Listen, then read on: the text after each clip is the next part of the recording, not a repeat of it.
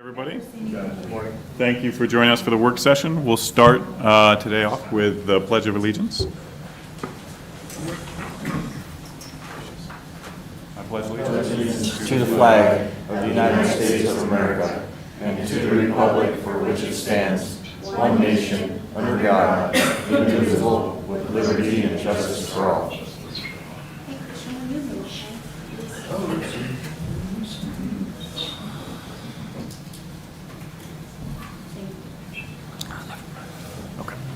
So, we've got an agenda before us today to talk prior to going into publishing it for Monday. Give me one moment.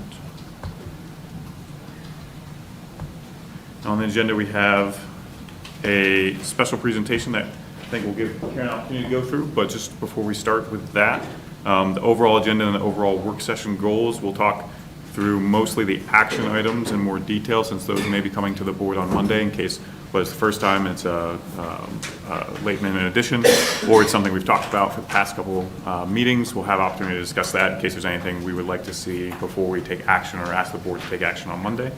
Then we'll talk a little bit about discussion items. Some of them, either if they are new or have a little bit of discussion towards them, that's perfectly okay. But we can also allow that to be part of the board meeting and the discussion for Monday night as well. And then just for the board's awareness, there's no executive session ahead of the meeting, but there are two items at the end that we'll talk about Monday as well. So with that, I'll transition into the presentation with Karen.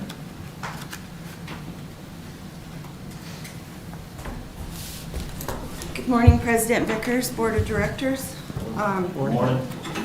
This morning I wanted to bring forward to you some personnel highlights for the 2026 budget.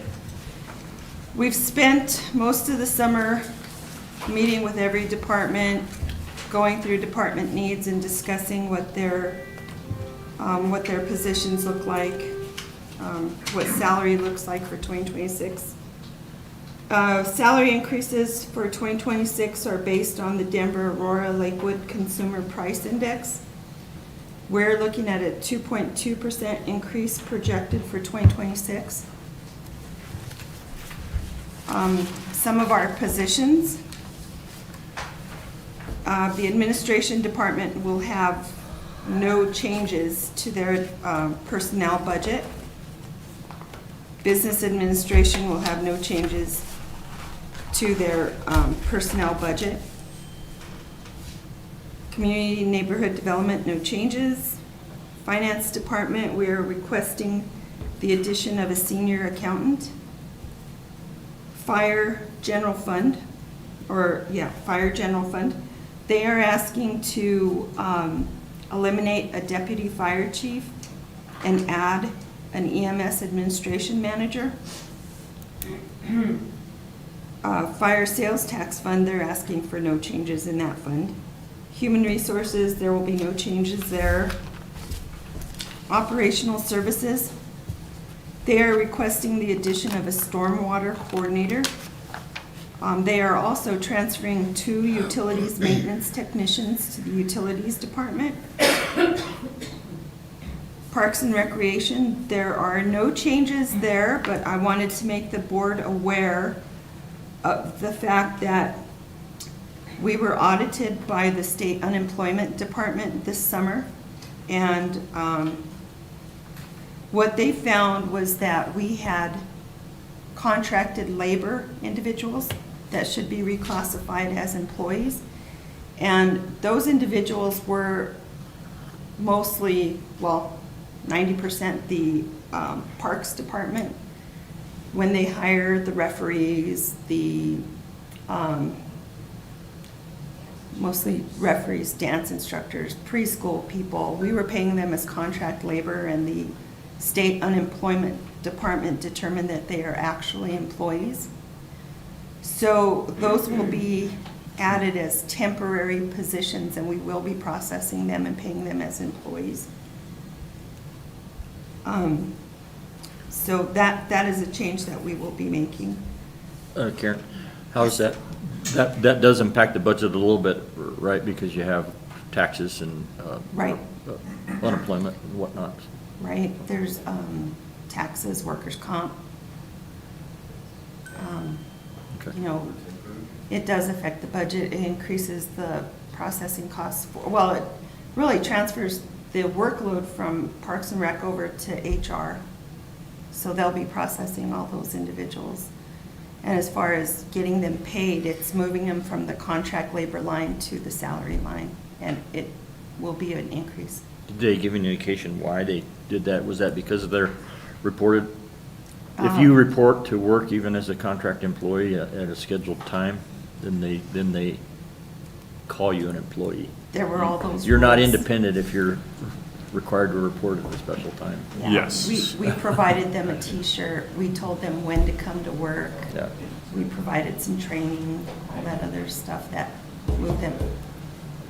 So are they considered full-time, part-time employees? I- They're on board, they're dedicated to us, but they're only part-time? I think we're going to call them temporary employees. I think so. Is there a different benefits package and everything inclusive to It's a the temporary employee versus a part-time or full-time? required by law. There will be no, nothing else other than the FICA, Medicare, Social Security, Medicare, no retirement. So is it structured by salary or hourly? It'd be Hourly. Okay. So And we'll- those fees are in what we charge to the participants when they sign up for, I'm just going to use T-ball as an example, T-ball. Okay. So usually when we contracted them, all those fees were incorporated in that fee that we charged to the participant. Do you foresee that you think you'll have to increase the wage a little bit to compensate for what they're, as a contract employee, they theoretically got it all, but Well, they're we just, required to report it? we received the decision August 14th, so we need to do an analysis of, Yeah, we're working through it right now. Okay. We gathered all the information in, and I've sent that to HR actually as of this morning. So we're working on that right now. Cost analysis and cause and effect. Sounds good. Thank you. So just to formally answer part of that question for the temporary employees, temporary employees are those who are employed for short-term assignments. Temporary employees are hired to temporarily supplement the workforce or assist in the completion of a specific project. These temporary employee assignments are of limited duration. They may be classified as exempt or non-exempt based on job duties and compensation. They are not eligible for benefits except for required by law, and they're only paid for holidays if worked are entitled to overtime compensation according to policy. In relation to, I know a question that came up at the last meeting, or an idea about using whether it's an architect or a firm and using them as an independent contract. As we're starting our analysis on it, it shows that when we're in those situations where, to this exact effect, you're directing them to do things, they're relying on you, you're telling them when to show up what work to do, that runs into legal classifications and challenges sometimes with it, so that's part of what we're looking at too. So would that be stand true for our attorney? Is he contracted? No, well, he is contracted, but that is an actual external, as far as a firm that is providing that service rather than an employee that you're classifying as an independent contractor, and the challenge to the classification. Carl, I think unmuted, so if you have more to add to it. one of the requirements was if we pay an individual versus Yeah. a company. That company.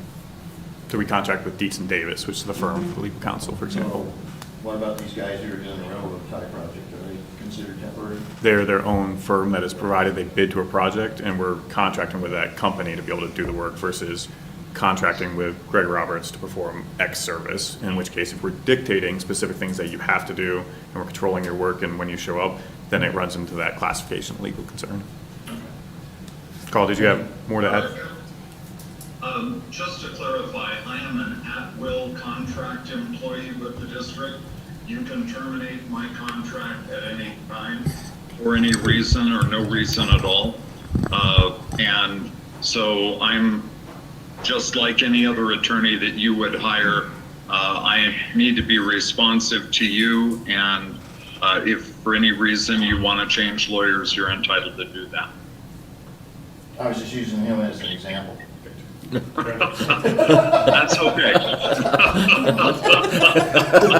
Yeah, I suppose being chosen as an example is better than being made an example of. So, thank you. Thank you. Okay, going to water and wastewater. What we have there is the addition, that's a brand new position of a plant operator. We did transfer the 2 utility maintenance technicians from operational support services. And once we did that, we eliminated one of those utility maintenance technicians, and we're making that position a utility maintenance supervisor. Karen, just out of curiosity, is that because they only work on water and wastewater? Is that why they were transferred to it? I will let Christian All right, answer yes, that. Christian. So, yeah, and a little bit of the history of it. We have different or various types of maintenance techs within the district. There's parks, there's facilities, there's utilities. In 2024, I think we evaluated, there were 2 utilities maintenance techs on the utility side, recognizing that plant managers were responsible for them and being able to do all the facilities maintenance, the preventative maintenance, the utilities maintenance, and the preventative maintenance, ran into challenges where it looked like that there needed to be an additional level of oversight to make sure that there's an actual program running for there. And we tried to align it with the facilities maintenance because they already had a little bit of that background. And because if they had that background and they could perform that work, then we would be able to do it in such a way that we wouldn't have that utilities supervisor needing to be there to be able to develop a program and supervise that. That ran into challenges with the entire facilities team just because of the workload that they were already doing. So their pay hasn't changed. Their where they're getting paid from, they're still utilities maintenance techs. They've been paid by the enterprise this entire time. None of that's changing. They're just getting that reporting structure back to the utility side and then that supervisor position. Okay, in conclusion, the highlights of the 2026 budget will include a 2.2% salary increase. It includes the addition of 3 FTE, which are full-time equivalents. And we will have a total of 145 full-time positions, 1 part-time position, and 21 seasonal positions. That's the lifeguards. And of course, any temporary employees that we end up moving over for parks. So in regards to the 2.3 increase, you're getting that from the Denver Aurora area. Okay, so we experienced the same thing at the federal prison complex Yeah. in Fremont County. But you had 60% of the employees from Fremont and Pueblo County and the other 40% in Colorado Springs. So they switched to the Colorado Springs template, okay, adjustment for cost of living and everything. So I think we need to relook at that, okay, because their cost of living up in Denver is obviously much higher than our cost here in Pueblo County. And that's just to be fair across the board. Director Roberts, you said that there's a consumer price index for Colorado Springs? Well, there was for the feds and the federal prison. And We take it- they switched it to Colorado Springs after 7 years of arbitration through the union. And they got that adjustment because they were, no, reverse that. They was originally Colorado Springs, they moved it to Denver and got a salary increase. Gotcha. And then, so, actually, that's, reverse those roles. I'm incorrect. You're okay. You bring up, It used to be, No. it used to be the Boulder CPI index, and then they changed it to Denver, Aurora, Lakewood. Yeah, you- so, you bring up a great point because it's, no location's the same. Colorado Springs, Pueblo. No, economically, no Denver, location's They all the same. change. And sometimes we'll see obviously a, higher income or higher, I'm sure bigger you'd city. love to get the value for your home. Yeah, bigger city. The value we'll of the see same home in Denver. Sometimes big changes, sometimes we'll see smaller changes because they're in a location that has more access to supply chains, and so Yeah. they won't see as big of a change, whereas some place that's more rural will actually see higher. It can vary from year to year, but we'll take a look to see if there's any others that maybe help showcase the differences, and we can choose. I think Denver, Lakewood, Aurora is just the one that has been the most consistent because it's the most But I think just for our recognized. locality, I think we need to relook at that, though. Okay.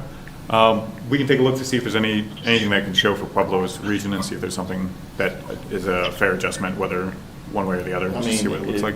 If it is true that there's a smaller index for Colorado Springs area or Pueblo, well, then that would less impact our budget.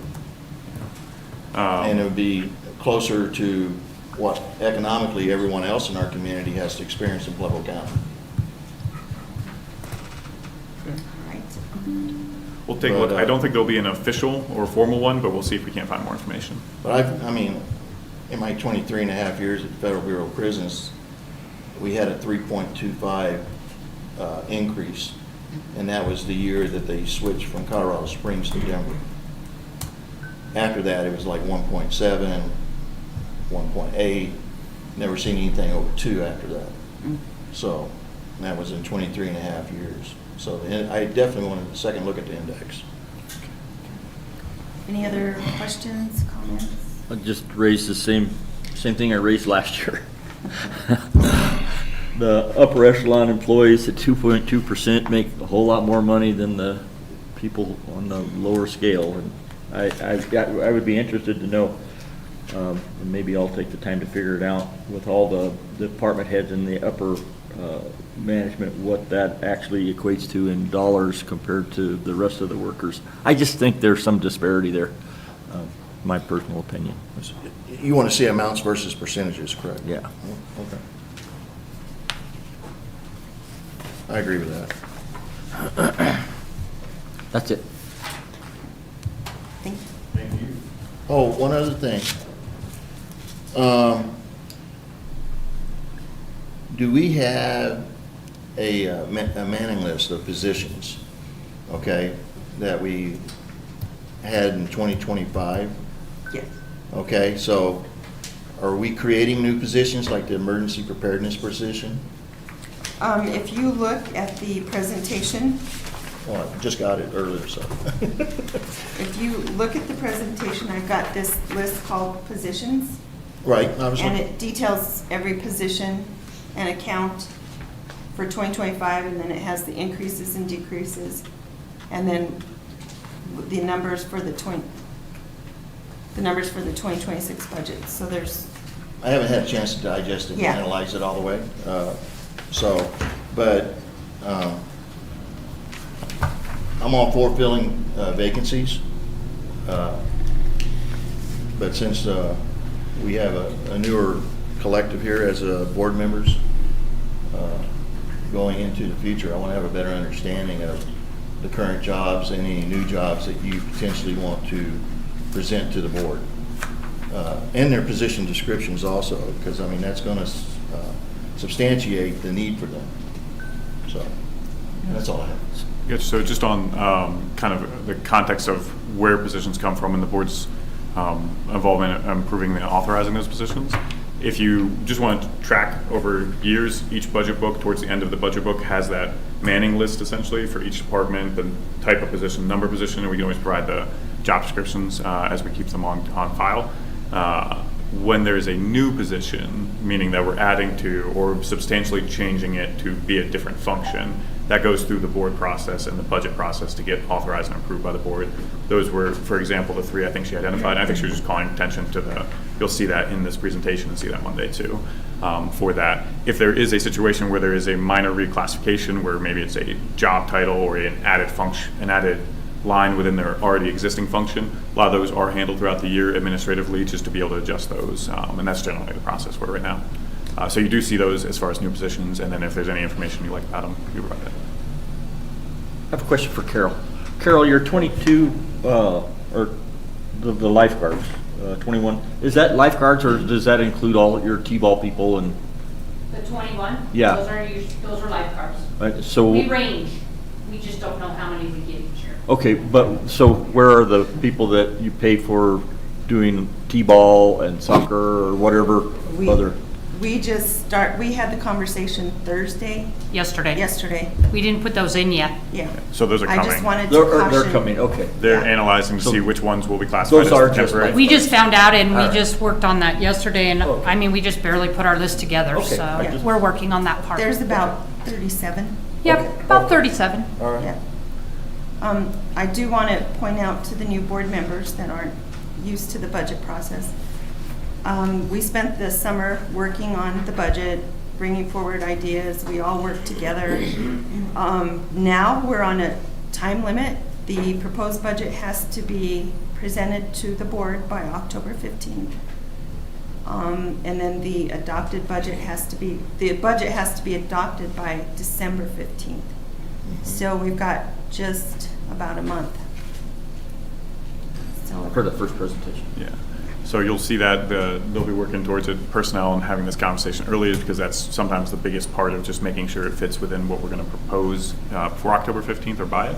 And then we'll have essentially those 2 months where the board's reviewing it. We'll have a public hearing for the actual budget presentation before it's adopted.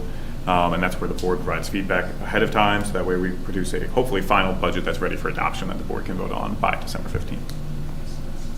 okay. Have you gotten any information or budget information from Desert Hawk?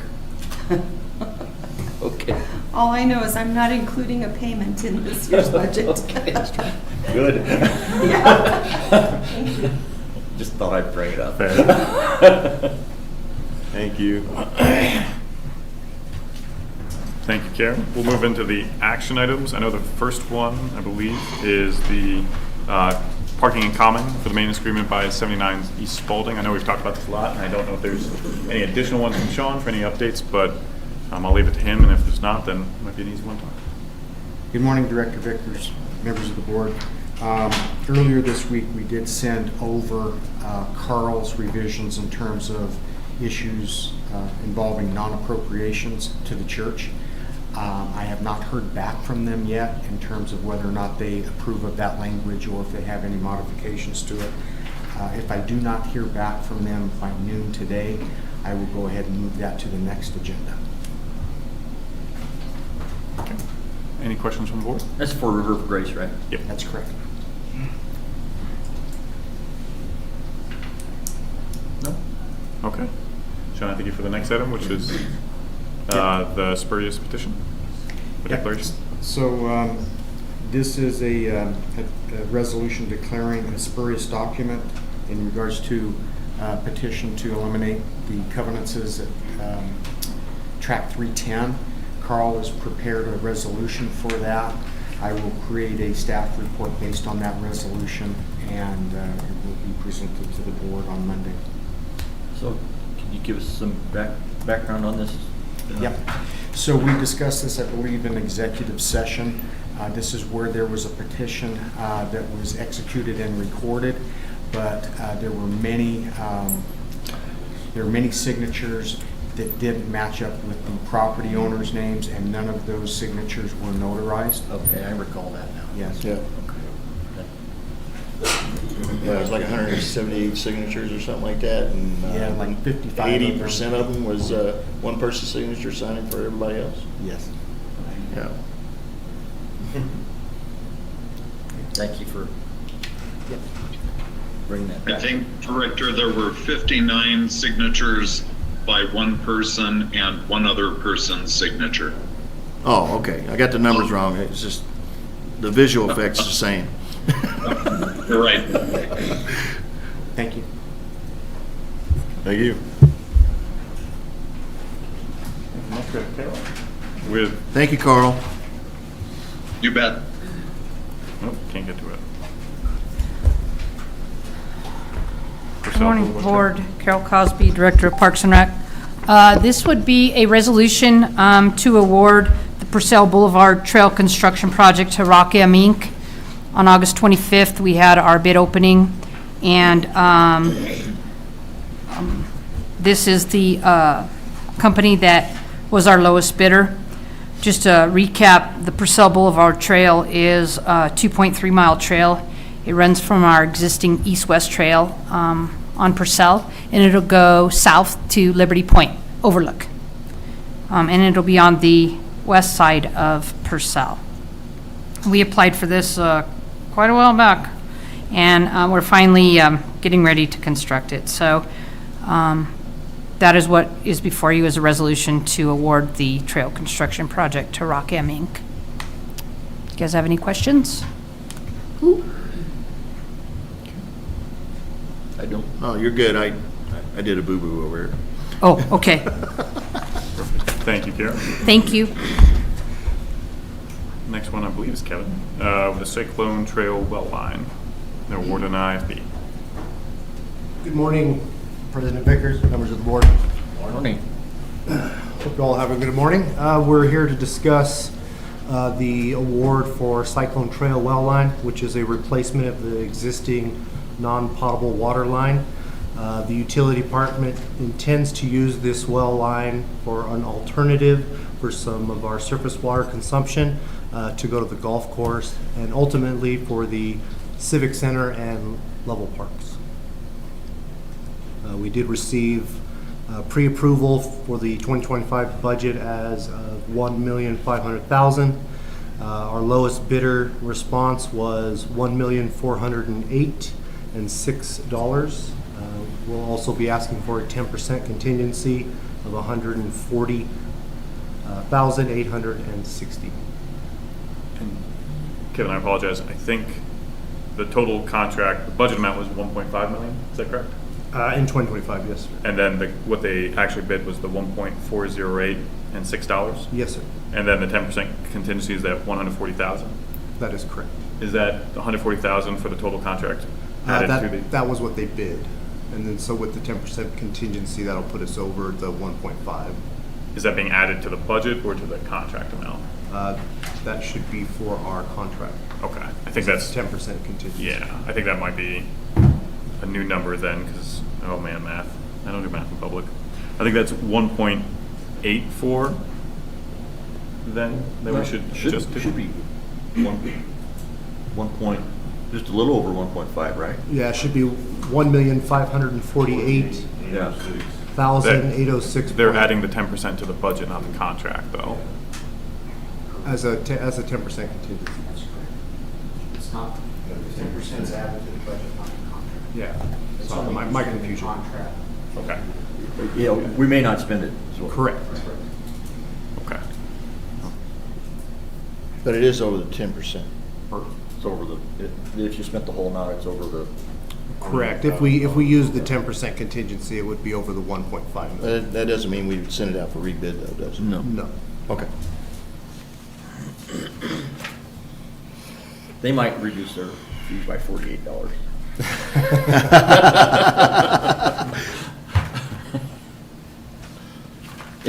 Any other Any questions? questions, concerns?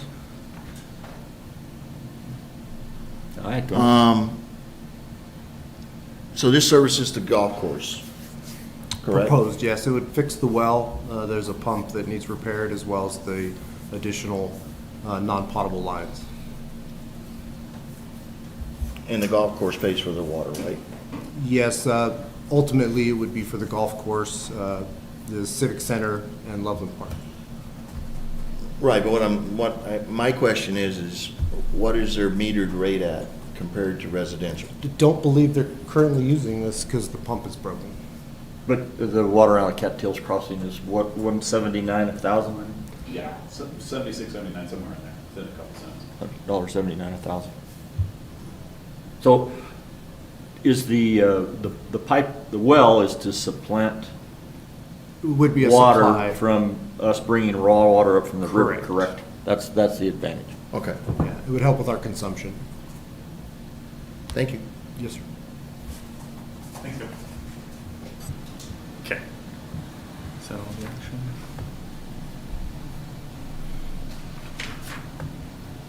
Next one is the House Bill 241362 concerning gray water and a request, I think, for the board to consider either resolution or supporting something to send to Pueblo County regarding their decision on the matter. Turn it over. Good morning again, President Vickers, members of the board.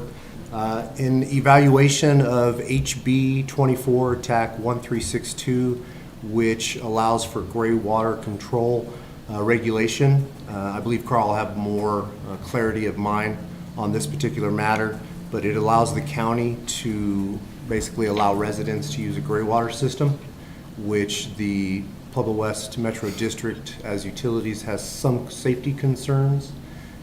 We would advocate that the board basically take, under this new regulation, action towards the county commissioners to not allow this as permission to our residents, as there are some safety concerns with cross-contamination with clean water, as well as potential injuries that may come from contact to this gray water?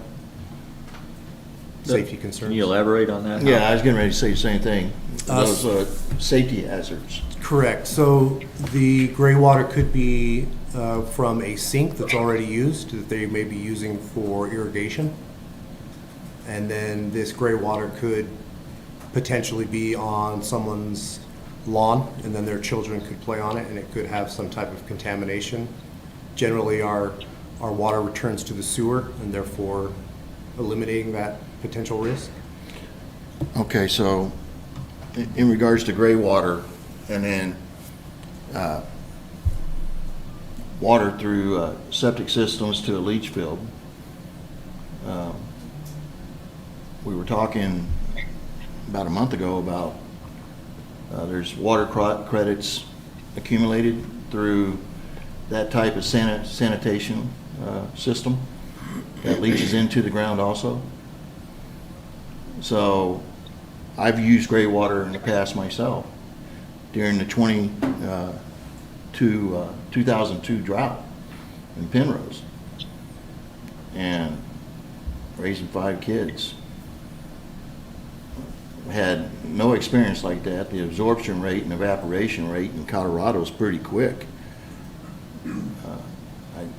I don't see it being somewhere like a moist environment, which would be along coastal areas or tropical areas and stuff like that, where you would have the potential for that contaminant to stay above ground or dry out. But that's just my opinion. But I don't think you can go hand in hand, assuming you can collect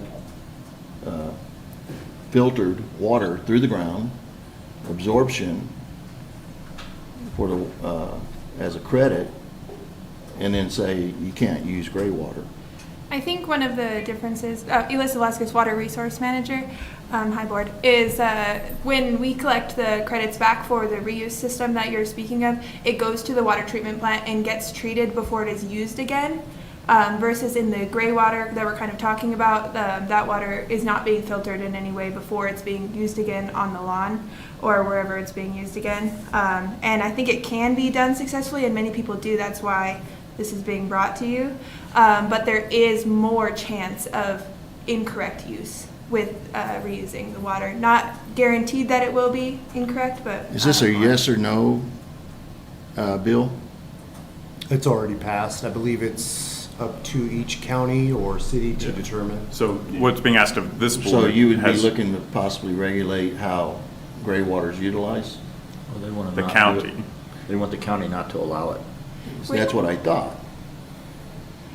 We're asking the board to consider in support of not having the county regulate. Correct. One You of guys the... know how many centuries gray water's been used?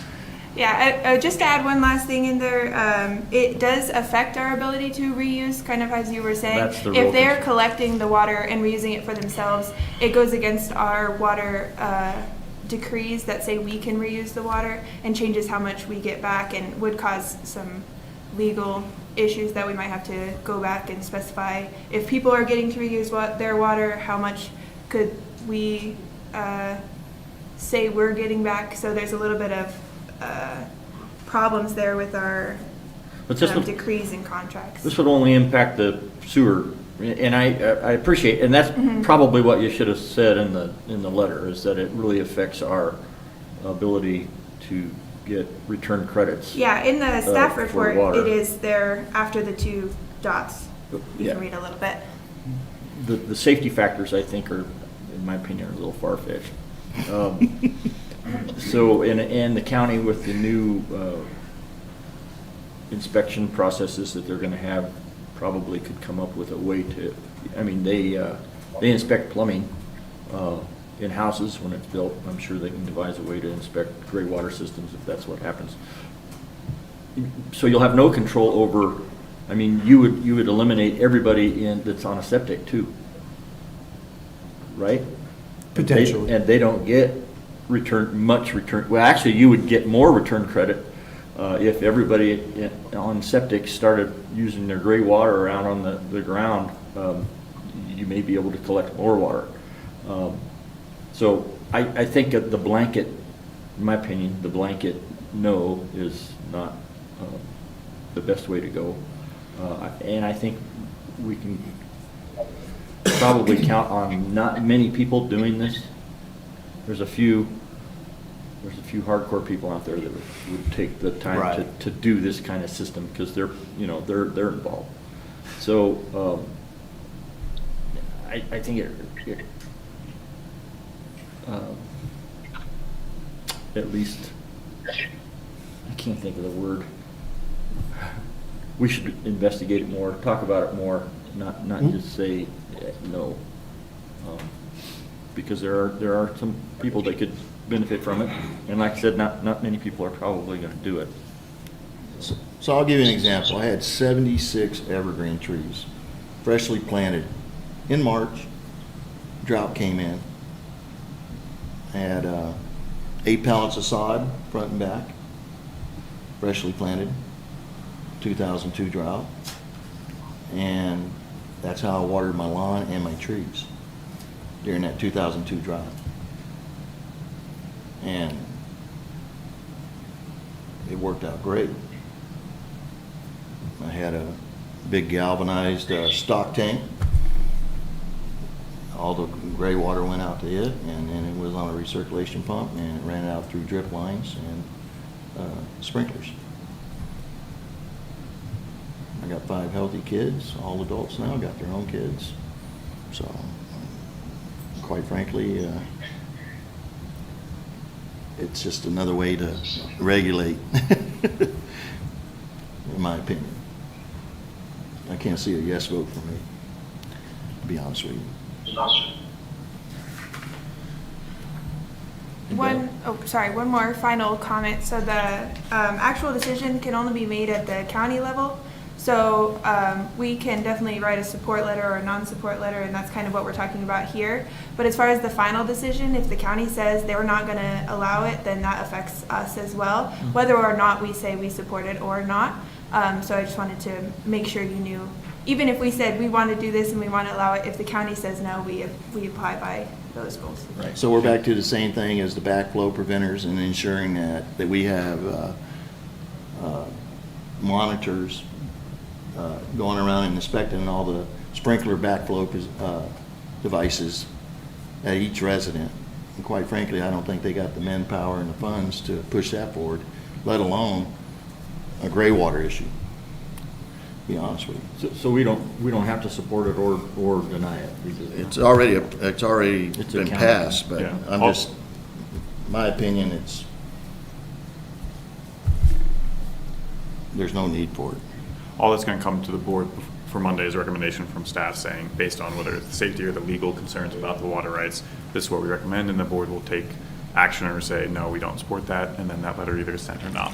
As far as the county, they'll make those decisions as far as they like. So we could say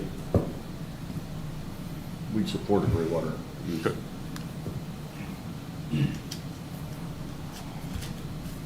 Any other questions for the team? But it would be nice to know if you can give any indication of, and I don't know that you can even venture a guess as to what it would cost us in reuse credits. Right. Because you don't know how many people are gonna do it, Right. Even if everybody did it. I mean, There would have to Is be it minimal? a I mean, system would in you- place, or would you say it's minimal at this point? at this point. Yeah. I think it might cause a bigger issue of us having to revisit our decrees, whether or not people are using it or not. I don't think it will, like, it's more like a legal problem that we may have to revisit the original decree that says nobody's using gray water to the fact that people might be using gray water. I don't know if Carl has some more insight on that. It's got to be less than 1% in Pueblo West. That would be statewide. I mean, that would not just be us. That would be a whole revamp of the water decree Yeah, system. anybody I mean, getting so- reuse credits would Yeah. face this problem. Right. Carl? Thanks very much. I do have a couple of things that I want to point out to the board on this. First of all, the statute is pretty unusual in that it asks the county if they want to approve or not approve gray water systems when the county is not a water provider. And so it's very strange to me that the ability to comment or review gray water systems is vested by this statute in the county. The way the statute is written, it also is ambiguous, and we looked into this in our office. It's ambiguous as to whether metro districts fall under the definition of municipalities. I tend to, as it exists in the statute, I tend to believe that a good case can be made that metro districts should be included in the definition of municipalities, but strict construction of the statute indicates that that may not be true. So there's a threshold question as to who in the last analysis would have the jurisdiction to approve, and hopefully the General Assembly will get its act together and will specify whether water providers have the ability to allow or not allow gray water systems. The issue for water providers, so that's one issue. It's a badly drafted statute with respect to metro districts. The second issue is that with regard to water accounting to the state engineer's office, as Elisa was saying, we've got an issue in that we basically meter water into our system and water out through our wastewater treatment plant. If gray water systems are only 1% of discharges, that may be within the fuzzy gray area of our water accounting, in which case it probably doesn't matter. But it would be useful to know, as both Director Roberts and Director Vickers said, it would be useful to know what the amount of gray water going through the system would be and how we account for it. If it's putting additional evapotranspiration load on our system that otherwise would not be there, then it probably is not a concern.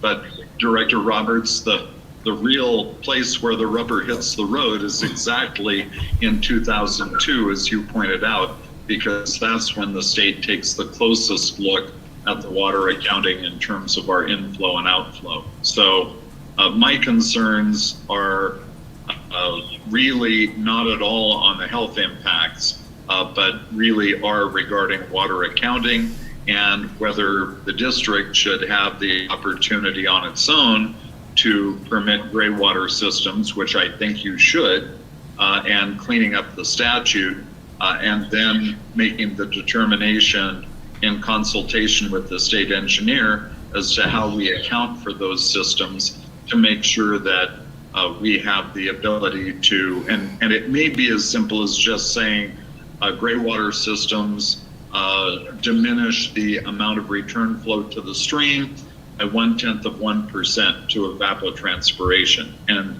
if we knew that, then I think we'd be in the clear. But I think we need to do more fact finding on any potential impact of gray water systems. And we've got a badly drafted statute. Don't you think we'd be better off sending a letter to the county outlining why we think it's a bad idea for counties, non-water providers, as you said, to dictate water providers' use of their water rights, rather than just say, you know, we're passing this because it's unhealthy, or it uses, you know, our return flows are impacted, which is true, but get to the core of the issue rather than skate around. I do think it's a legitimate concern. I don't see where the county needs to be, pardon my expression, but they don't need to be sticking their oar in this issue when I think they lack the technical expertise to do anything about this issue. And it should be the province of people with experience in water accounting, and we've got the staff to do that. So I don't understand the statute. I think without knowing the intent of the drafters, I think it was a feel-good statute that probably did not really need to be drafted, but I understand that gray water systems are just like rooftop collection systems, are something that is in the public mind when water prices are increasing and water use is on everybody's mind. So that's kind of my take on it. But I do think it would be appropriate to modify the letter to reflect our concern that it's the district, not the county, that has the expertise in water accounting.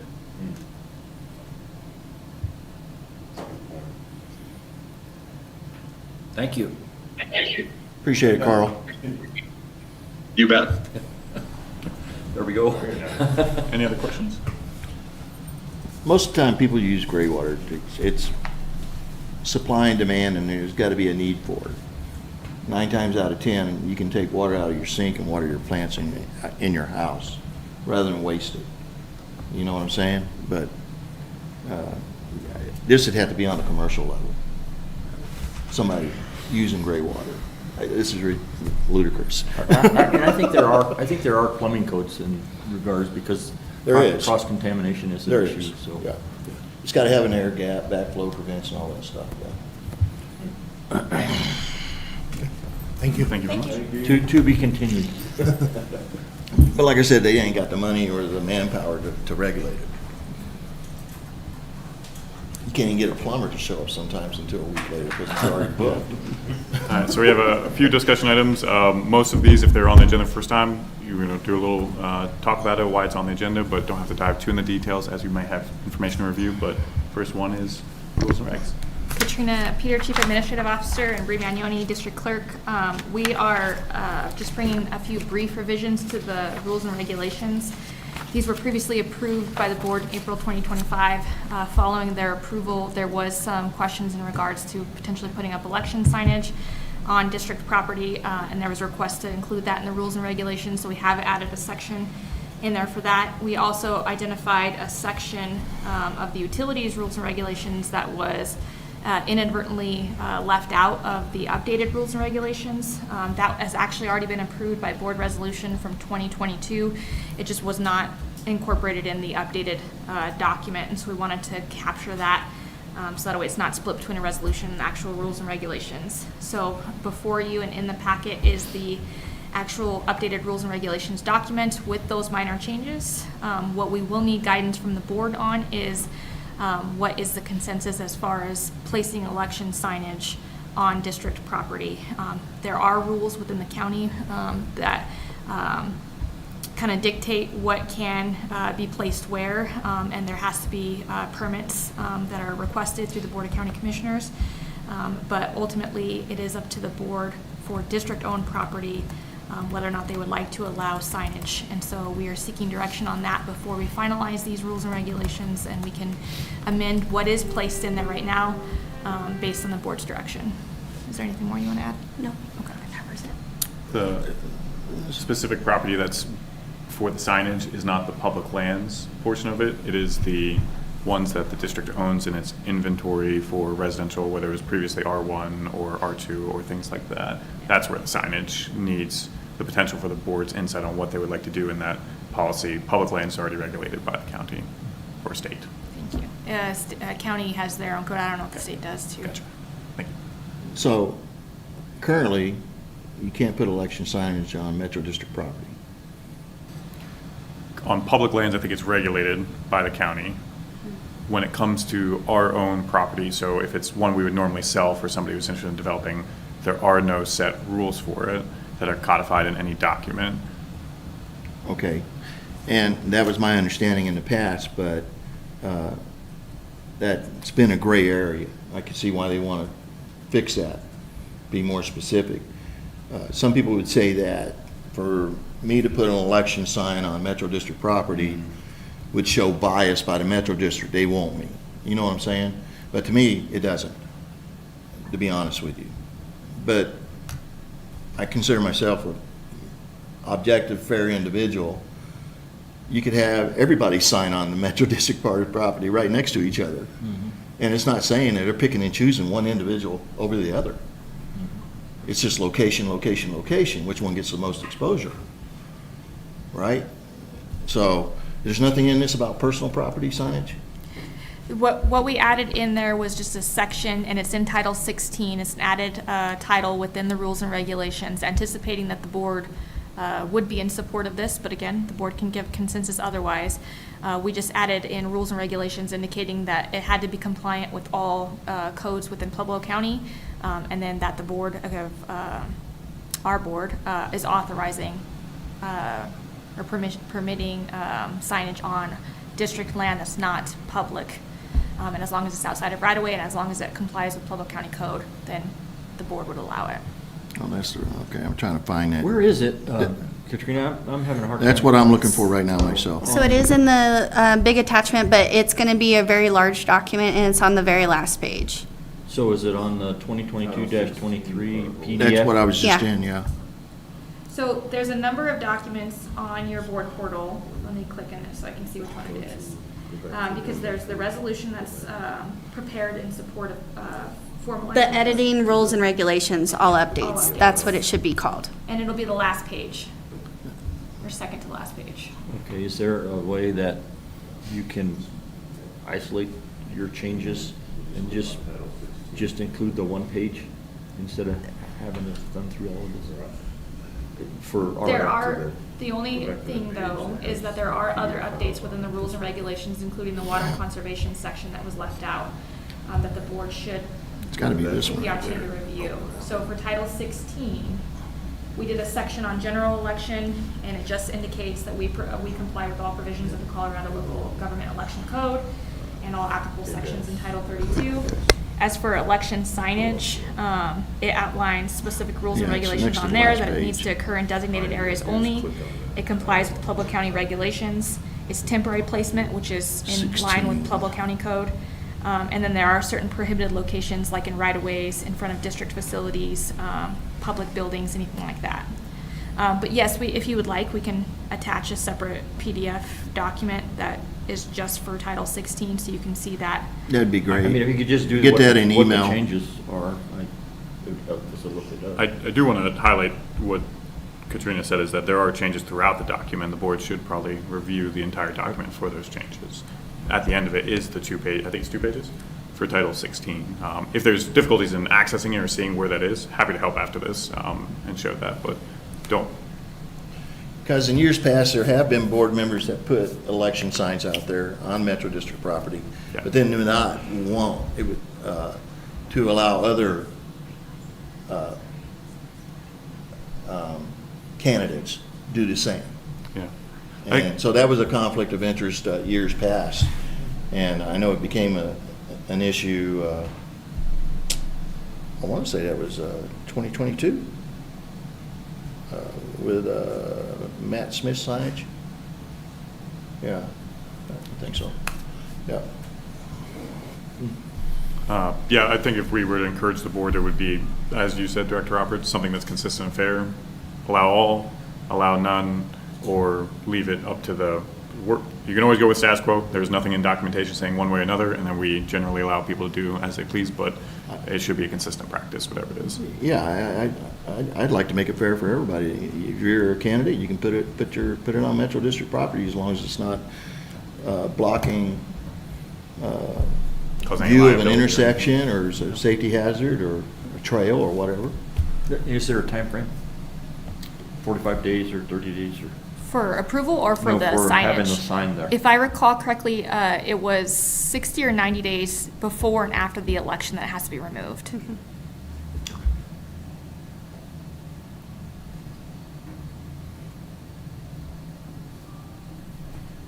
That includes weekends and holidays. So, according to Pueblo County code, signs cannot be placed more than 90 days before an election, and they must be removed within 20 days. I like that. I'll have to get with somebody to show me, because all I have is the water wastewater regulations here that I find, so. Did you scroll down to the very bottom of that document? It's all in red. I highlighted the PDF and I scrolled from I'm looking, I started a resolution and I go clear down to the bottom. And it is, Go back to the PDF where you go to the PDF files. Click on this one I right think he's in the here. previous. This one. This one, files? This one, I'll, yeah. Yeah. Click on that. President Vickers, I can follow up with you and send you a Okay, document thank on it. Is there,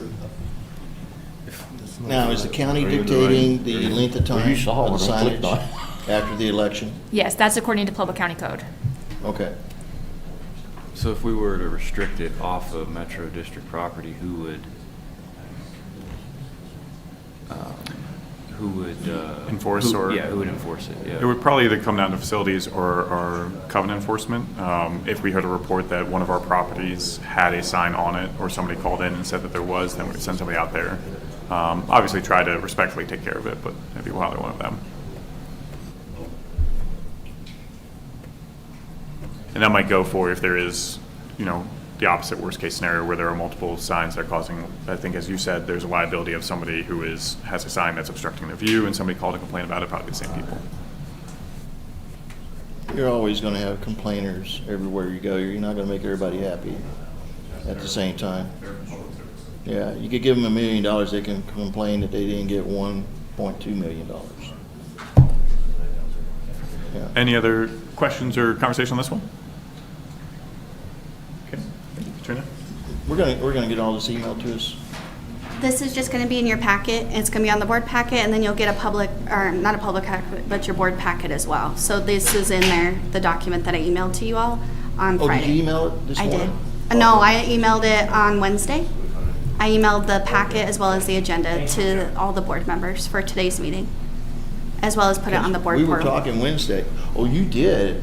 It was like 3:54 PM or 4 something, that's right. We were on the phone going, hey, man, are we having a meeting? Did you get it back? I didn't get it back. Yeah. Actually, my question is, just went to the website, so I can say this there. Yeah. It's just a short week. Yeah, thank you. You're welcome. All right, next up, I believe, is the discussion around land sale acquisition. Give me a second, it's not the right word. Land sales and negotiation procedures. Matt? Morning, President Vickers, members of the board. Matt Lund, Director of Business Administration, and for a discussion item today, we are going to have a conversation about the policies and procedures that economic development can or should or will apply when we have developers who are moving forward towards land purchases. So a little bit of background on this. Any transactions to do with any sort of land for the district comes before the board. It's always approved by the board and nobody else. To that end, there are two distinct states. There are situations where we have a contract that's been approved, and then there's everything else. And Carl has been very gracious to educate us on all the 4 elements needed for a contract. I've got 3 of them down, but I'm forgetting the 4th. What we're finding in our dealings with developers who are interested in district-owned land is that we do have a process we go through, and you've seen much of that process already. We have land that nobody's looking at. We have land that's maybe in a pile of land that somebody's considering, like maybe they're looking at 3 or 4 different spots. We have land that somebody is specifically interested in. Then we'll have land where they've drafted a letter of intent.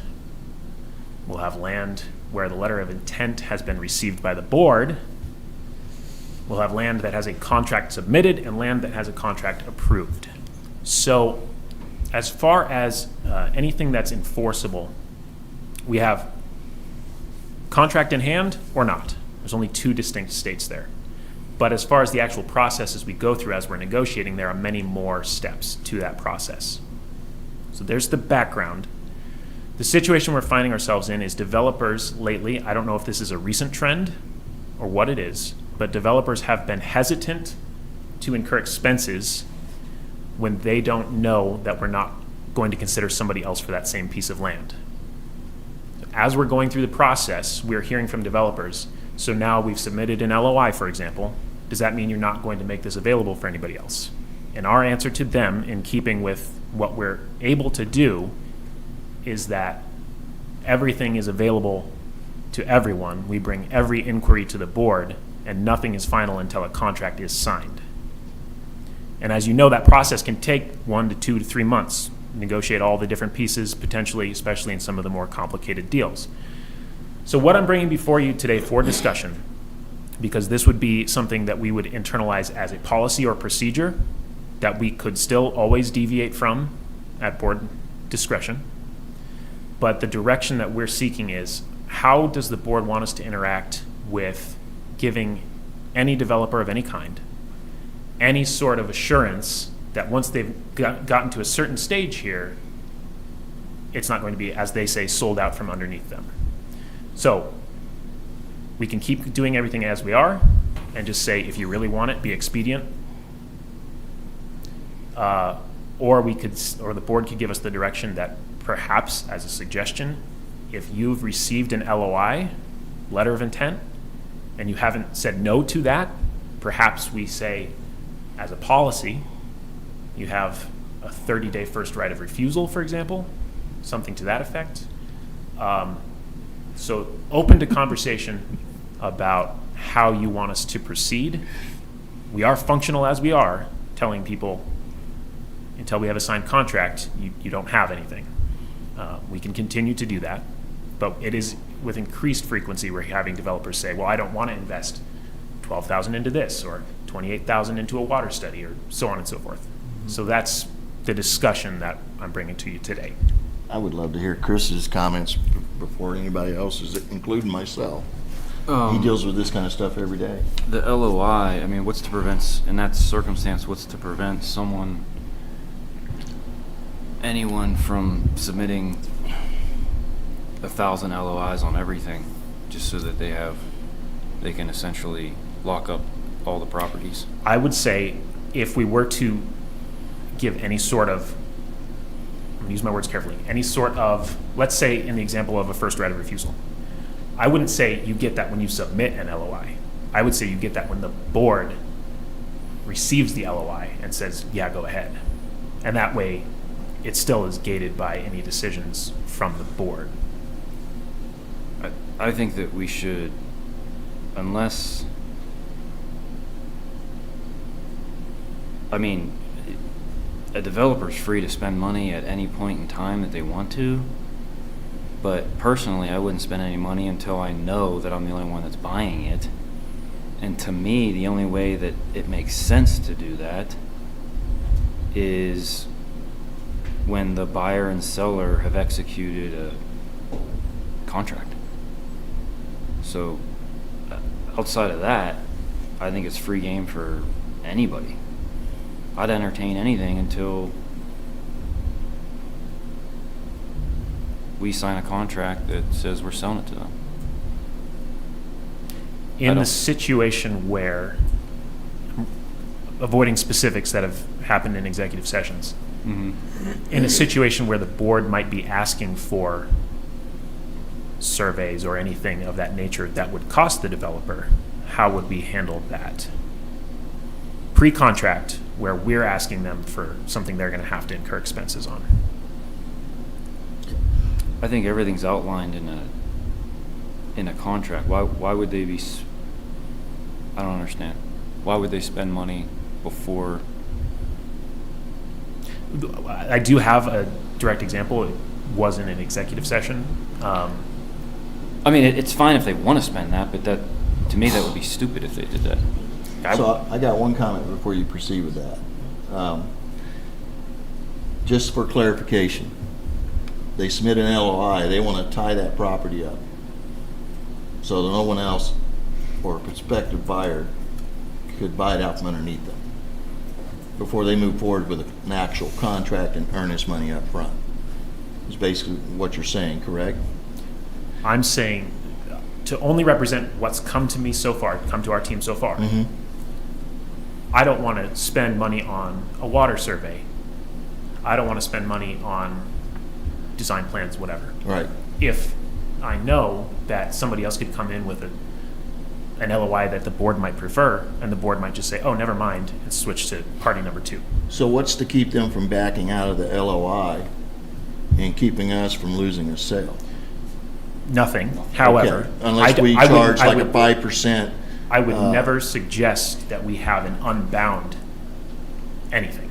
I mean, 30 days would be 2 board To me, meetings they worth. would, there should be some type of penalty involved. I don't think we can penalize because nothing's final until a contract. Exactly, so anyway. it sounds like to me we're on the contract route. And that's why I wanted Chris's comments first, because I'm like, what's fair is fair, you know, whoever comes first. But that's not our current system. Our current system is not whoever comes first. But we can't guarantee that. With a contract, not an LOI. I hear To you. me, I could care less about an LOI. Yeah. Unless, send me a contract Exactly. with your signature, with the signing authority, with all your items in there. To me, I could care less about an LOI. I could write it, I can go home today, write up LOIs for every piece of property, and to me, that's nothing. It's worthless. If I send you a contract with my signature on it, and I send it to you, and it comes back signed, well, now we're under contract. Let's go. That's my take on it. I What does don't know. Carl think? I think what you just heard is exactly right. What is a letter of intent? It is a letter of intent to negotiate a contract. It is roughly the same as a term sheet, if you will. And that's all it is. But any correspondence that we have with anybody who submits an LOI should include a sentence that says, "Thank you very much for your letter of intent. Please understand that it is not a binding document in any way and does not limit the district's ability to enter into a contract with anyone else." Yeah, blanket. Yeah. I mean, developers should be doing some due diligence. I get it that we hit them sometimes with, now you gotta bring water, and they want to try to figure out how to get the water here, but, man, you can tie stuff up for years, as we're finding out. Not years, but it goes a long time, waiting for that type of stuff to happen. In the meantime, there may be somebody out there that has a different approach and a different idea. Why be locked in? You know, there's risk to development. There's risk to buying a house. You know, when you buy a house, your contract signature binds you to that. It can't be sold out from under you, but if you say, hey, I'm interested in this house, let me see what I can do, the next best offer gets it. So, I don't know. I like what Carl said. We'll let you go for it, but if somebody else comes along and wants it. An LOI is like a love letter. Like, hey, I love this piece of property. I like that example. It's like a little middle school note that you pass to somebody. I really like this. It's like, okay, great. Thank you. Show us the money. Yeah. Very good. Yeah, and to be clear, our directive and position as the economic development side is to represent the best interests of the district. So I do want to make clear, I have no horse in this race whatsoever, except for to know explicitly how I'm meant to communicate to developers when they ask these questions and what our backing is for the reason we do things the way we do things. And just to make sure I present the options. If we said, okay, you're working on it actively, we'll give you 24 hours. You know, I said 30 days, any sort of anything, or as currently executed, nothing at all, and I can represent any of those you'd like. Sounds like that's what we're going to do, is just firm up that development has risk, and we'd like to see it in here currently as it is, but until we have contract, we're Speed up, it could speed up the process, because, you know, typically we always add 120 days, 180 days for them to do due diligence. They might And there is- increase their pace. even from the point that we have a signed contract, there are, of course, Sure, there's caveats Right, at that yep. that are kick-out clauses, so Yep, they can money do that with a escrow. contract, right? Yep. Instead of an LOI. So we should just write it out and disclose it right up front whenever we get an LOI. And that should be like, just standard operational procedure. Yeah. Great, so that's what They're put on notice. That's what we've been doing, and I appreciate the extra confirmation that that's what we'd like to continue doing. That makes it easier for us to do our job, knowing the board's thoughts on that. I appreciate it. Thank you. Thank you. Any other questions about that topic? Perfect. Thanks, Matt. Thank you. Thank you. Thanks, Matt. Okay. So Next topic or next discussion item for Monday will be the follow-up discussion on planning and designing the aquatic center or indoor pool. So I think at the last meeting, obviously had a conversation discussing alternative options for it, presented by President Vickers, and had a conversation around that. And I think I was asked specifically what would the next step be, and at that time, my thought was that we would do the site selection, figure that out, and then start talking about the design.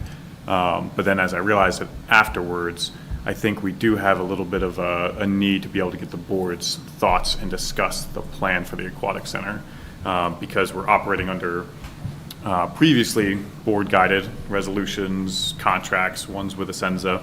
And so what I'm going to alert the entire board to is that you have about 20 documents, yeah, about that, detailing a lot of the history, a lot of the cost analysis, a lot of feasibility analysis, a lot of the things that have gone to where we have gotten today, just for reference. I think I heard in some of the conversation a question of, why are we thinking of this facility, whether it's 18,000 square foot, why is the budget $9 million?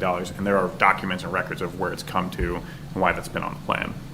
But there's I think two simple, and I know a lot of documents to go through and information to read, but there's probably two simple questions that we're gonna ask the board to be able to help understand what is the intent.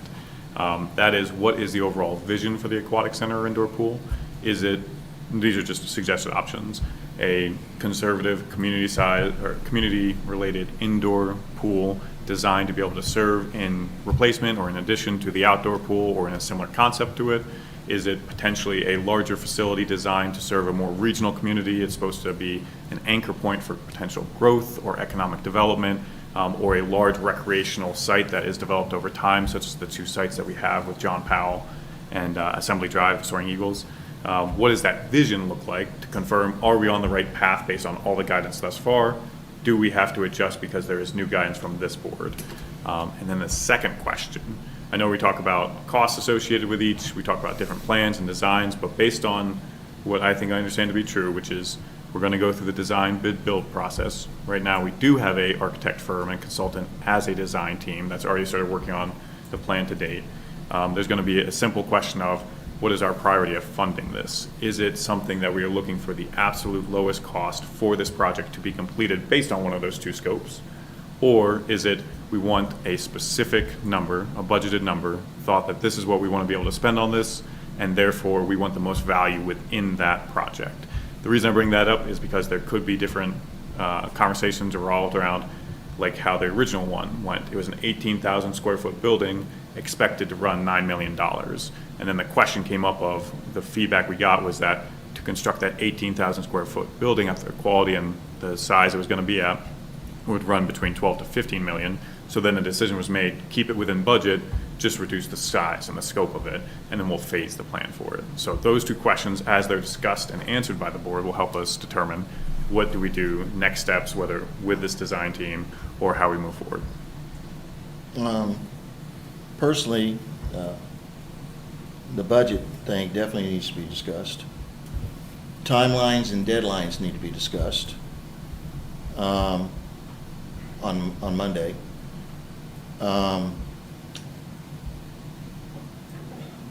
We got, what is that, 5A sunsets December of 2026? 5D, I got a believe head so, yes. shaking from Carol. Yes. Paper timeout, yeah, end of Yeah, 2026. so, historically, the public, as it appears, when we look at the general funds and any extra general funds that have been left over, have not been saved or dedicated towards an aquatic center over 9 years. So I personally feel that the taxpayers deserve what they voted for back in 2016. 16. Yes. Yeah. And we need to move forward expeditiously. And no more knuckle dragging and slow walking things. As a homeowner, if I wanted a swim pool in my backyard, I could have had things already put in place in less than a 30-day period in order to submit for permit. Do you mind if so just on the general fund just to add the context perspective, that Tabor by itself was only producing, I think, 500,000 every year on average, I think, over the cost of its own accrual. And the district was not in a sustainable position to transfer additional general fund money until very recently. So we went from, I think, I'll have to double check numbers, but close to 3.84 million when it comes to Tabor and the MJXIs, to now having the potential, what we're going to be proposing to the board is almost $10 million based on additional general fund revenue that can be transferred now that those decisions are made. So we've come a long way. To your point, it was slow walking, but I don't think the district had a lot of So, capability. put things in perspective, I would like an audit of general funds that were used on other projects over the last 9 years. So that way I can get a better understanding, because the visual effect versus the physical effect of seeing the numbers in front of us, okay, are gonna give us a better picture of all those other projects that went forward beyond saving towards what the taxpayers wanted. So, and then in regards to the aquatic center, I mean, already got plans for a giant splash pad in lieu of the swim pool issue that currently exists. So, and I know the meeting a month ago, I was like, well, we're not getting email updates and I requested those updates showing that we're moving forward, okay? And getting test holes and soil samples and getting a second opinion on a pool liner or relining the pipes per se as discussed and stuff like that. So if we were to look at the strategic plan and the board as a collective changed that and modified it, okay, to include with our budget and dedicated funds specifically. I mean, that's all for discussion on Monday, but it's just something for everybody to think about over the weekend. Just throwing it out there. Can I clarify what specifically you asking for Monday then? You said the audit of No, it's all capital part of projects. it. No, I'm asking you, okay, over the last 9 years, all the projects that have been paid for, okay, out of the general fund. So essentially a capital project list of the projects in the last 9-10 years. Right. Okay. Okay. And then when you were saying the asking requested for email updates, I think provided updates maybe in, I think, public session where we talked about where we were at with soil samples or where we were at with the liner and everything. Can't remember if I did it. Right, just email keeping the too. board members. Yeah. Did you Uh, get those either, I know the last meeting we talked a little bit about it, but did you get those updates or do you want to talk after? Well, I mean, the updates, I'm looking for specifics. Okay. Okay, we contacted 5 different contractors to dig test holes and get soil samples, and this is the one we selected. Okay? So, Okay. I mean. I apologize if I hadn't. I thought I had, but I'll check. But I'll look at it again too. But it's amazing how much stuff you got to catch up on after you come off a week and a half of vacation. But yeah, I just want to see better effective communication, okay, in regards to anything that we discuss or approve to move forward on, step by step through the process. So that way it gives us a reassurance that things are moving forward. Okay. Did we get the soil? What's the update on the soil? So we're going to talk about that after this because the general update is that as we had the last conversation at the board meeting, we were moving forward with Asenza, be able to solicit who they would be able to based on their geotechnical report. At this time, we're doing it opened up a lot of questions about the contract. Are they required to do that work themselves? And are they the only ones required to do it? But we did go out for the quotes to see if there were 3 other people that would be able to bid to it. We did originally have one that came, I think it was about $2,000 under, but when we reached out to them to confirm, since it seemed lower than they expected, they identified that they missed something, and so we're waiting for their quote back. So that's where we're at right now.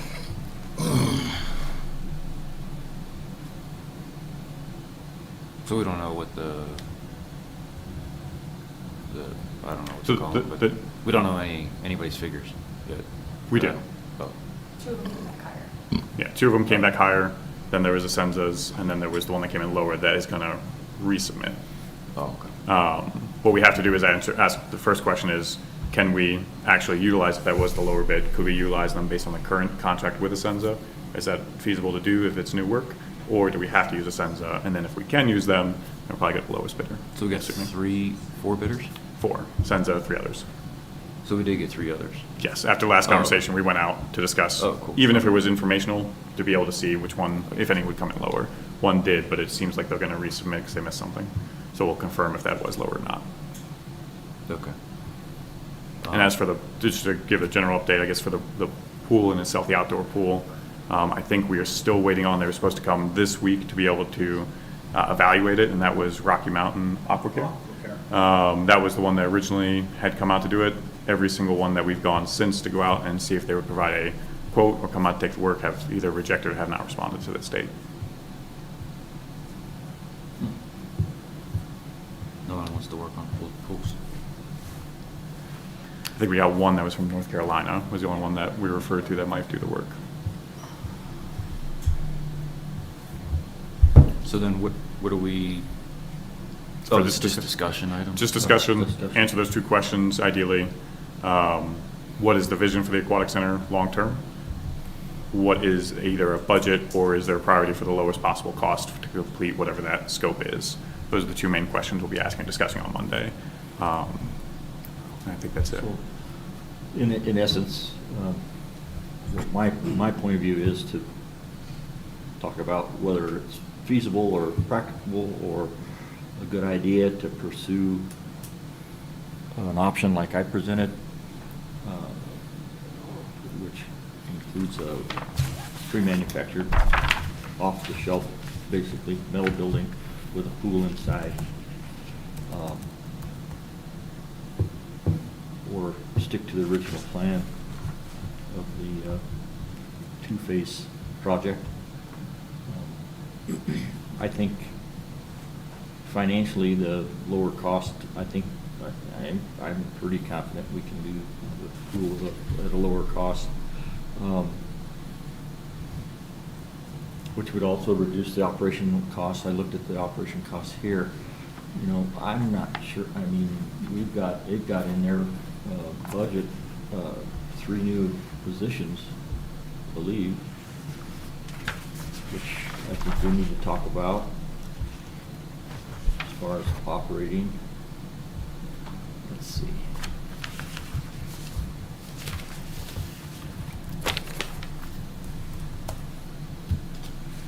Well, I had it up earlier. And this is your design, right, Bill? It was it's a pool that was the size, actually it's 3 foot shorter. We had a meeting yesterday, it was brought to my attention, it's 3 foot shorter and it does not have a deep end, but I think we can still get that done for less than what the projected cost was for the pool originally. Got any idea what kind of fees the advance If I could- design push out there? I guessed at 200,000 to have that Mm-hmm. drawn and have an architect draw that. It's a pretty simple thing. If we got together as a unit, the staff, and came up with exactly the size of building that is wanted or needed, what we want in it, then we can give all the details in a scope of work, put that out to bid and let somebody draw that. Or it was brought to my attention that the company that's doing the project right now would be able to switch gears, I think, and go to a different design. And they may have some advantage in that regard because they've put a lot of analysis into it. But just go to that smaller design. So that's something to consider, talk about, find out about. The other thing is funding. Priority of fundings and you know, they all tie into 6A. Seems like everything's 6C. What's the? 6A for what? Yeah. 6A. Okay, 6A. you know, that's part of the discussion, although we have 3.8 million, I think, in the Aquatic Center Fund from Tabor. If we can build this pool for 5 million, you know, that's an additional, what, 1.5 million out of the general fund pool of money, out of that, whatever it is that we have set aside to get that done. It still leaves a bit of reserve funding in there for anything that may be necessary or for Cost overrun. Cost overrun. If 6A incurs some pushback, you know, it gives you a cushion for funding. But to stop doing things because we're waiting on 6A, I think, I mean, if that's the case, we should stop doing anything and start putting that fire money in savings in anticipation that 6A is not going to be extended. So there's a lot of things to talk about, a lot of things that could impact this, but I think we could get it done. I think we could get it done in a timely manner. 6A, that's the fire sales tax, correct? Right. Sunsets in 2030? Right. Yes. That's 4 years from now. Yeah. I couldn't see how that's a discussion. Well, it's a topic for discussion. It doesn't mean it has to have much implication, but it's at least ought to be talked about. Yeah, if I could jump in, there's not a concept of we're not doing projects or work while we're waiting for 6A to be resolved or waiting till 2030 to resolve 6A.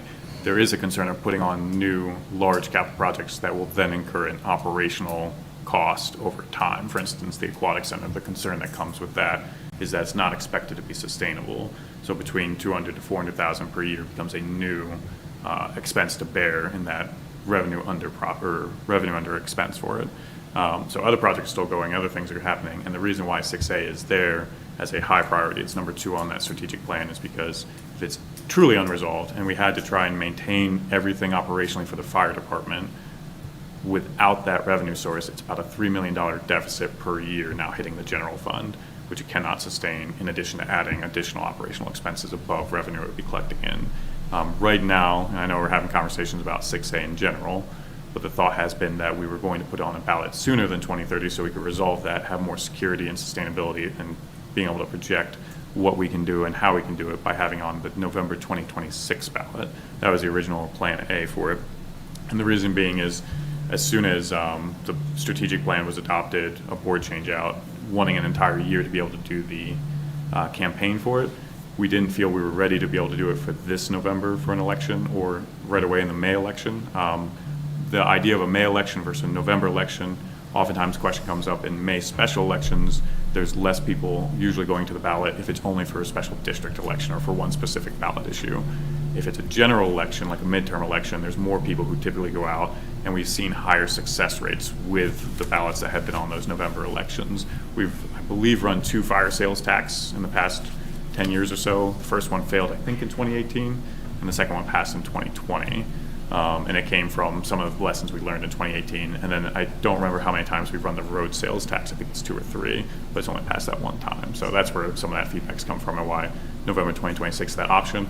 And then that being secured means that a lot of the options open up and the less concern about having an entire fire department that might not be sustainable. That's the short. So that's true.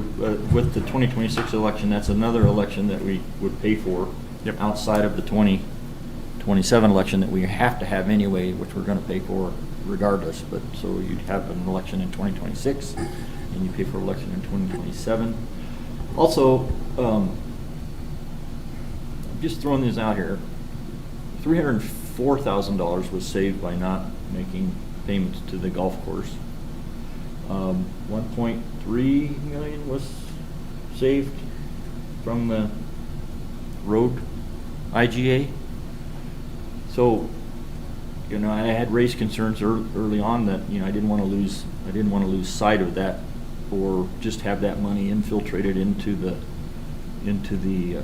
budget when, that was actually money that we didn't have, we were operating on, using that, and now it became available, and if it gets absorbed into every other aspect of the budget, it kind of diminishes the impact that it could have. So, for instance, the $304,000 a year for the golf course could go towards sustainability of the aquatic center, if necessary. So I think there's funds out there. I think we just really need to be diligent about how we do things. Yep. Anyway, we're going to talk more in depth on Monday. Any other questions? Well, to your point about the 6A, what happened, let's just say worst case scenario, it doesn't pass. This is something that was passed by the voters. They wanted a pool. It had nothing to do with the 6A in lieu of, or et cetera. So then what do? Do we just take it back to the public and say, hey, do you really want this pool? Because, and if it is a concern for cost, well, then what do we do with the current pool that we have? We spend more money into a pool that is kind of pretty dilapidated and run down for the most part. But it comes to those questions as well, because the voters voted a pool, 6A wasn't even a thing at the time. Yeah, they voted to maintain a swim pool and Maintain, build an aquatic operate, center. lease, or, the verbiage. Yeah. So those are the questions we have to, be concerned about too. Worst case scenario, what do we do? Well, right now I'm saying we got to build the pool unless otherwise specified by the public because they voted it. Yeah, so, no, you bring up a great point, Director Potter. The ballot being approved can only be used based on language in that ballot. To be honest, it does not require that the board approves a new pool or requires the board to do anything other than it restricts the board from only, and the district as a whole, from using that money only for that pool. And the language is for the sole purpose of funding the design, construction, maintenance, or lease of a community pool and aquatic facility. So there is the terminology there to be able to utilize it for those aspects of it. And I think the options we understand on the table, to your point, if 6A were to not successfully be continued, that money could either continue to go towards the community pool and aquatic facility. It could be potentially put back on a ballot to see if it could be used and if approved by the voters for another purpose, so long as it's legal. And the other option, I believe, is always returning the money after it's been collected. So those would be the options left. Fair point. So the other thing is too, is I still would like to consider, and I don't think, unless we do something with it, getting the pool going and showing the public that we're committed to doing this for them, I really think extending that Tabor to, because if it's estimated $500,000, that's another $500,000 that we have a year to help facilitate that aquatic center. And for that, and for even 6A, those will come to the board to approve whether it's going to get referred to at a specific election or which election. So right now, there's part of the strategic plan. One thing I just want to throw out there that we talked about yesterday, and, I think it's important for the public to understand. Metro District is very limited in the way we can collect money, how we get money. Our tax revenues are limited unless we pass sales tax initiatives, unless the voters pass sales tax initiatives. And we talked about Highlands Ranch. Highlands Ranch has, I think, 4 very nice aquatic centers. But there's 104,000 people in Highlands Ranch. You're correct. But every house, every property in Highlands Ranch pays $758 a year for their recreation program. I think it raises somewhere around $28 million. So I say that to say this: if the Pueblo West residents want some sort of aquatic center, and we find it difficult to sustain, it ultimately would come to the voters. I mean, would the voters, there's, what do we figure, 14,000 residents out here? 14,000 households. 14,000 households. Would the voters approve a yearly assessment of $100 or $50 to fund the aquatic center? I think $100 at 13,000 is what, 1.4 million. So this is what it comes down to. If the community wants it, and we struggle to finance it, I don't think we should not build it, but we should ask the public to, consider. I mean, $50 a year, is it really worth $50 a year to have an aquatic center? So, I just thought I'd throw that out there. Please send your comments to Rodney Potter.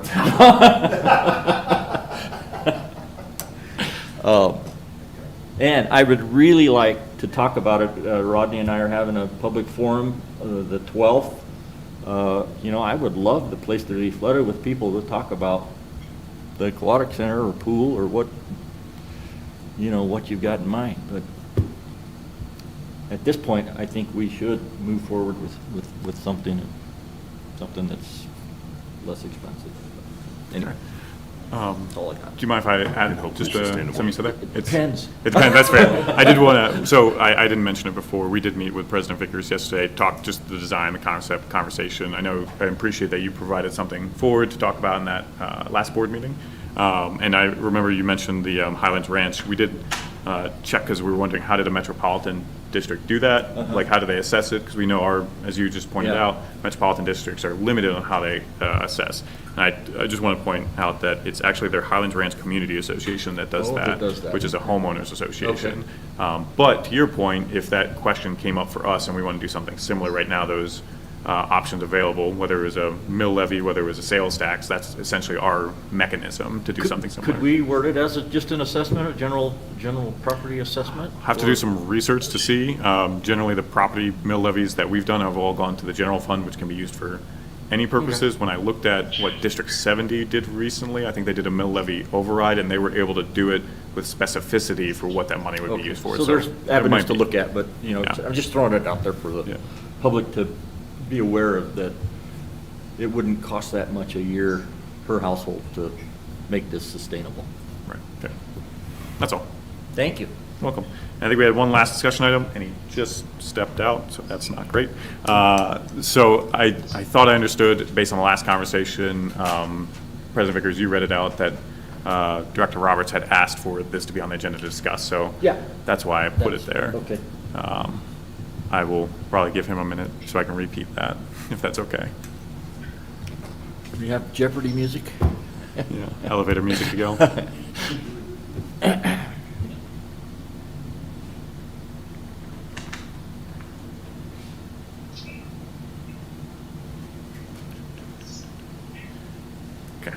So, Director Roberts, our next item was the discussion or follow-up regarding 63 Spalding Access Control System.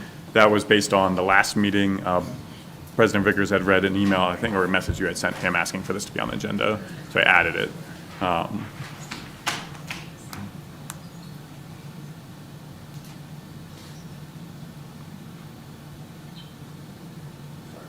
I was talking to, I just want to see if that was okay to add, or if you still wanted to discuss that. No, thank you. Okay, start over again, because you didn't have my attention. I apologize.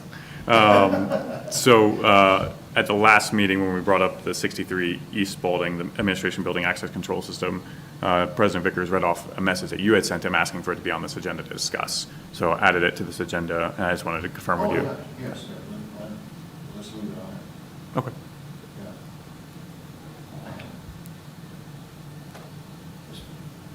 And we don't have to. You're asking me what my comments are about that. We can talk about it today or talk about Monday, either or. I think it's going to be covered when we go over the aquatic center budget and stuff like that. Okay. In the earlier discussion, as I see. But yeah, we can still leave it on it. Okay, sounds good.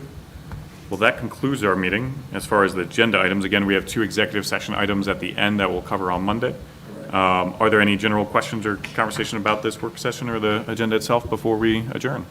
On this H, approval of consent agenda, I guess my question is, why does the contract for purchase fall under that as opposed to an action item? Or what is that? Or did I miss that? So I'm going to say this real quick, I'm sorry. I can speak to it a little bit briefly. If there's more in-depth questions, I'll have Matt come up. But we put it on as a consent agenda because this is a property that's listed for sale. There's no kind of iffy factors on it. They offer to purchase it for the listed price, and there are no other considerations really. And so it is the contract for purchase of district property. Yeah, it's pretty boilerplate. Carl has reviewed the contract already, and so it's pretty much just straight through. There's no competing interest, there's no water concerns, there's really nothing to discuss about it, merely just acceptance of the contract as is. Gotcha. Okay. Fair question. Any others? All right, then we'll break. Appreciate everybody's time. Everybody have a good rest of the day and a good weekend. Oh, I missed Greg's presentation. No, I think talk Monday. Oh, He said Monday. Monday, okay, we'll talk about Monday. Okay, good. Yeah, I think it's gonna come up in the aquatic center. Oh, okay. Budget thing, Okay. as far as allocation of funds and stuff like that.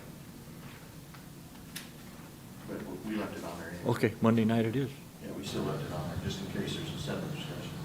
It's, what do you mean? It's gonna be there, right? Yes, leaving it on, yes. All right. Any others? Last chance, last alibis? All right, thank you very much for your time and have a good day. Thank you.